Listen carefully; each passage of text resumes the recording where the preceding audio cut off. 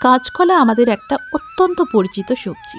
সবজি হিসেবে কাঁচকলার উপকারিতাও অনেক। যে সমস্ত মেয়েদের রক্তে হিমোগ্লোবিন কম থাকে, ডক্টর তাদের কাঁচকলা খাবার পরামর্শ দেন, কারণ কাঁচকলায় প্রচুর পরিমাণে আয়রন থাকে। এছাড়াও কাঁচকলায় ভিটামিন B6ও থাকে, যা রক্তে হিমোগ্লোবিন তৈরি করতে সাহায্য করে। সেদ্ধ সবজি খাওয়া তো উপকারী বটেই, কিন্তু তা সবসময় আমাদের ভালো লাগে না। অথচ কাঁচকলার মতো উপকারী সবজি খাওয়াটাও খুব দরকার। তাই চলুন আজ কাঁচকলা দিয়েই তৈরি করে ফেলি মুখরোচক এবং সহজ একটা নিরামিষ রেসিপি। তৈরি করব আমাদের একটা নিজস্ব রেসিপি, হ্যাঁ, একদম নিজস্ব ঘরোয়া রেসিপি, যার নাম হয়েছে কালো জিরে কাঁচকলা। চলুন তাহলে শুরু করি। রাখি ক্রিয়েশনের আরও একটি নতুন রেসিপি ভিডিওতে আপনাদের স্বাগত।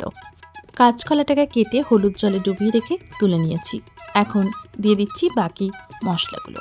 দিলাম কালো জিরে, হলুদ, লবণ, লঙ্কার গুঁড়ো, আর দেব ম্যাগি মশলা।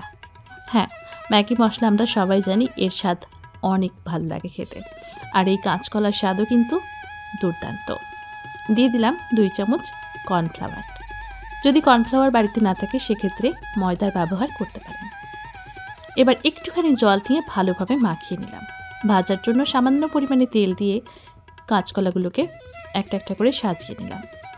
এবার অপেক্ষা একটা সাইড হয়ে যাওয়ার। সুন্দর করে একটা সাইড যখন ভাজা হয়ে যাবে তখন আমরা উল্টে নেব।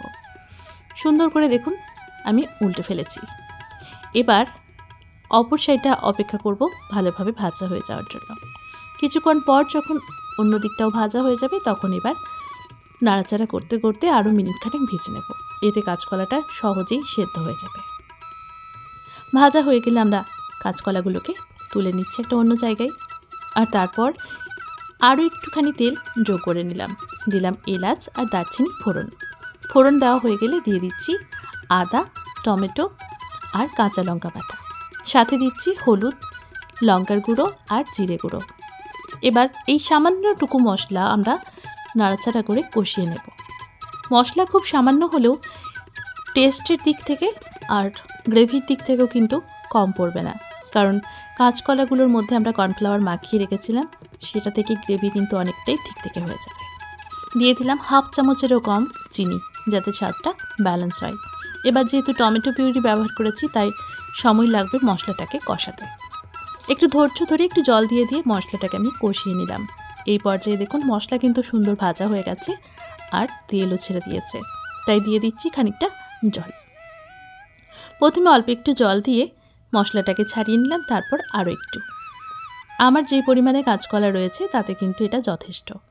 এবার ঝোল ফুটে উঠেছে, তখন দিয়ে দেব ভেজে তুলে রাখা কাঁচকলাগুলোকে। এবার সুন্দর করে ফুটে যাওয়ার জন্য অপেক্ষা। মিনিট খানেক ফুটিয়ে দেখুন ঝোলটা কিন্তু খুব সহজেই ঘন হয়ে আসবে। গ্যাসের আঁচ মিডিয়ামে রেখে মিনিট খানেক ফুটিয়ে নিলাম। এই পর্যায়ে দেখুন ঝোল দেখেই বুঝতে পারছেন যে ঘন হতে শুরু করেছে। এভাবেই ফুটতে থাক, আর আমরা ওপর থেকে সামান্য পরিমাণে গরম মশলা ছড়িয়ে দিই। তারপর গ্যাসের আঁচ বন্ধ করে 10 থেকে 15 মিনিট স্ট্যান্ডিং টাইমে রাখুন। তারপর এটা গরম ভাতের সাথে পরিবেশন করুন। কথা দিচ্ছি অন্য কোনো কিছু পাতে নেবেন না আপনি এই রেসিপিটা যদি থাকে।